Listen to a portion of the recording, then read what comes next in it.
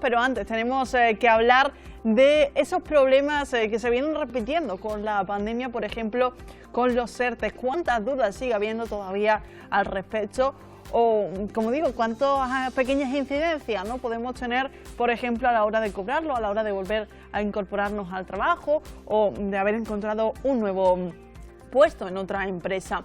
Son muchas dudas que para resolverlas, qué mejor que contar con la ayuda de un abogado, en este caso José Manuel Carrión, que nos atiende a través de videollamada. José Manuel, muy buenas tardes. Hola, ¿qué tal? Buenas tardes. ¿Qué hay? Muy Encantado buenas. de estar con vosotros. Por aquí todo bien, espero que también estéis bien todos vosotros. Como digo, bueno, pues después de tantos meses que llevamos ya con la pandemia, todavía siguen habiendo muchas dudas con el tema de los ERTE, ¿no? Es habitual que acudan a vuestro despacho pues gente que, bueno, pues no sabe muy bien, ¿no?, cómo actuar ante determinadas circunstancias, ¿no? Efectivamente, el tema de los ERTEs es un tema muy recurrente desde que comenzó la pandemia en marzo, lógicamente en un primer instante por unos motivos y continúa siendo una gran problemática para muchísimas personas, entre otras cosas porque los servicios de atención de la Administración en ocasiones han sido confusos o dilatados en el tiempo. Entonces, necesitan de alguien que les ayude, les indique y además les asesore. En ese caso, para eso estamos nosotros, los abogados, y bueno, pues con ello andamos todavía y lo que nos queda, que no es poco. Eso es, y más con las circunstancias que parece que se nos van a presentar en los próximos meses. José Manuel, si le parece, tengo por aquí una serie de cuestiones que son las que más se suelen repetir o las que más se suelen compartir, ¿no?, con los abogados. Podemos comentar algunas de ellas. Por ejemplo, el tema de la compatibilidad entre los ERTEs y las prestaciones por desempleo. Todavía sigue existiendo, ¿no?, dudas al respecto. Sí, efectivamente siguen existiendo, pero evidentemente el tema del desempleo es algo que no se agota por entrar en un ERTE, sino que continúa con posterioridad a la finalización de la situación de ERTE si fuera despedido la persona. Hay que tener en cuenta que cuando una persona entra en un expediente de regulación temporal de empleo, un ERTE, pues el empleador después, posteriormente, tiene la obligación de mantenerlo en el trabajo durante 6 meses. Lo que ocurre es que, bueno, también puede darse lugar a la circunstancia de que se produzca el despido, con lo cual la prestación por desempleo continuaría con posterioridad. E incluso hay que decir que esa prestación por desempleo, pues lógicamente, pues se va a alargar incluso durante un año sin perjuicio de la situación en la que se encuentre dentro de ese expediente de regulación temporal de empleo. Con lo cual, hay dudas, pero se resuelven siempre favorablemente al trabajador y a la conservación de su prestación por desempleo. Uh-huh.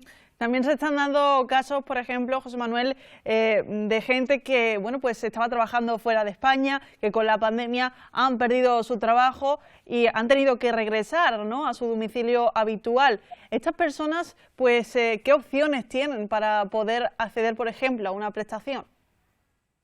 Bueno, lo tienen un poco más complicado porque, lógicamente, si el trabajo pues lo tenían en el extranjero, lógicamente, cuando vuelven a nuestro país, pues tienen una cobertura propia que le hayan podido dar en el país extranjero. Otra cosa sería que estas personas tuvieran un trabajo en nuestro país y lo hubiera cogido en el extranjero y, como consecuencia de ello, hubieran perdido el empleo. En ese caso, como es una circunstancia de fuerza mayor, lógicamente le amparan derechos para poder reclamar las prestaciones correspondientes. En este caso, pues la prestación sería la de desempleo, en su caso, batallándolo, como no, ante el correspondiente organismo y haciendo todo lo posible por obtener esa prestación. Uh-huh. Algo también habitual, por ejemplo, es el pluriempleo. Hoy en día hay gente que, bueno, pues trabaja en varias empresas a la vez. Y bueno, puede darse el caso también de que una de ellas todavía siga en ERTE, mientras que en la otra puede volver a incorporarse. En este caso, la persona deja de percibir el ERTE y se queda solo con el salario de uno de sus contratos.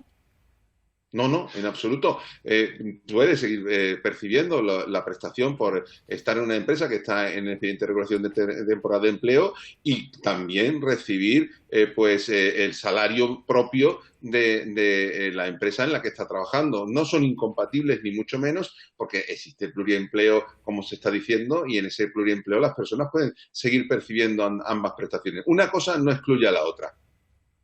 Ujú. Algo también puede ocurrir similar, por ejemplo, con los contratos fijos discontinuos, ¿no? Estas personas Ujú. que, bueno, pues tienen este tipo de contrato y siguen sin poder trabajar por el tema de la situación actual, ¿cómo deben enfrentarse o qué opciones también tienen? Pues lógicamente las personas que están en trabajo fijo discontinuo pues tienen peculiaridades porque lógicamente trabajan por temporadas. No obstante, son personas que están fijas. A ver, si le ha tocado en la temporada en la cual pues tenían que trabajar, pues pueden entrar en un expediente de regulación temporal de empleo, con lo cual la prestación le correspondería en ese caso. Estas personas que son fijos discontinuos no tienen una prestación, o sea, perdón, no perciben un salario anual, sino que lo reciben en función de la prestación de ese servicio que se realiza en su momento, de la prestación laboral por temporadas. Con lo cual, pues en el momento en que esa actividad se paraliza en un momento determinado y la persona está trabajando, pues lógicamente podrá percibir bueno, pues la cantidad que corresponda conforme al expediente de regulación temporal de empleo que tengan por parte de la empresa, ¿no? Ujú. Imagino que también pues se dan muchos casos en los que las personas que están en ERTE pues se dan de baja por alguna enfermedad o simplemente son padres o madres. En este caso, esa baja o sea, es diferente a si estuviéramos trabajando.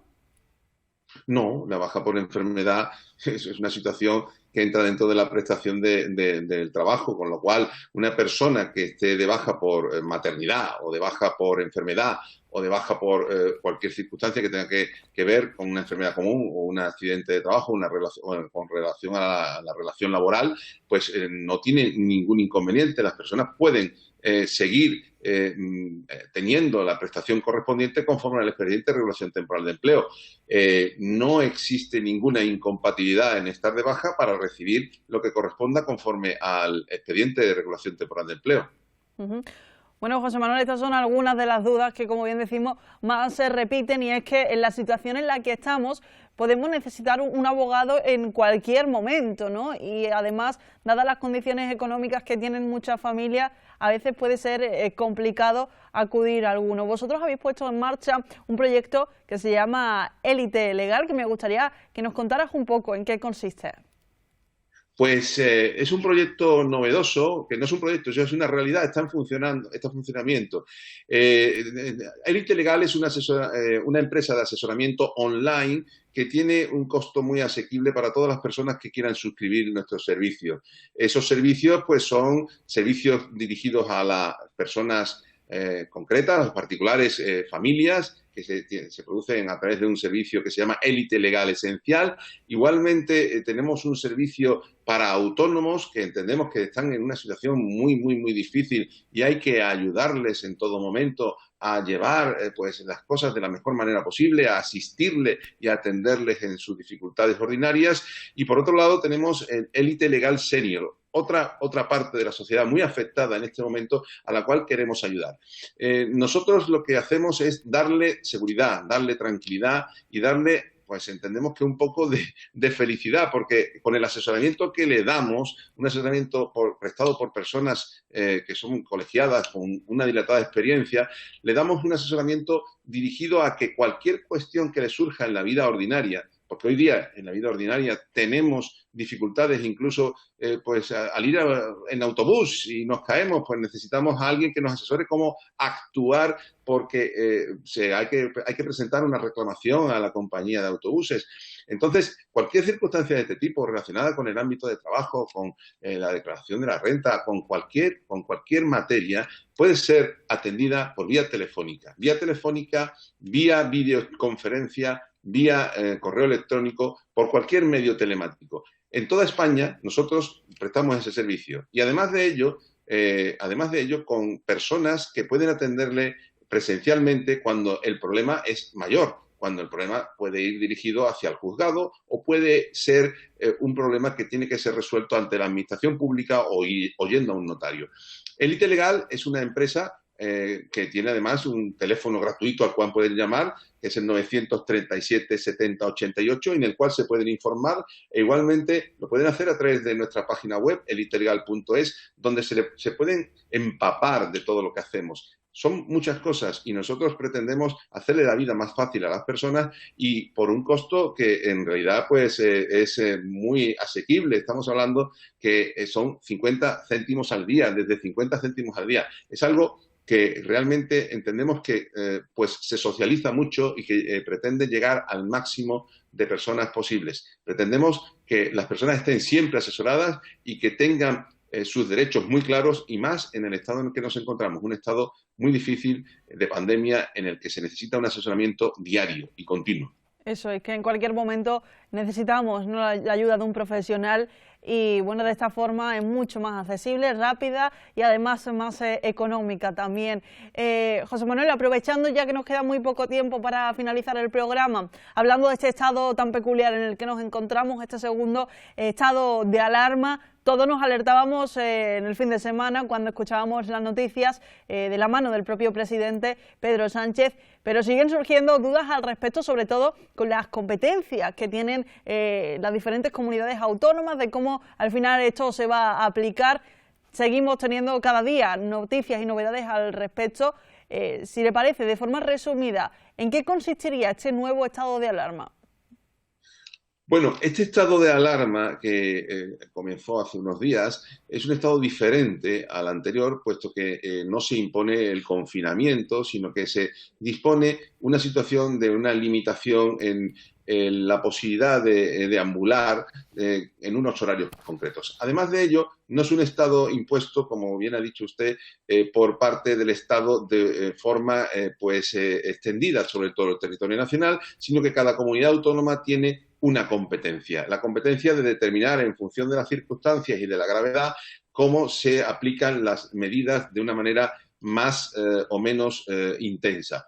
En este sentido, por ejemplo, hay comunidades autónomas que van a cerrar con unos horarios más extensos y otras con unos horarios menos extensos.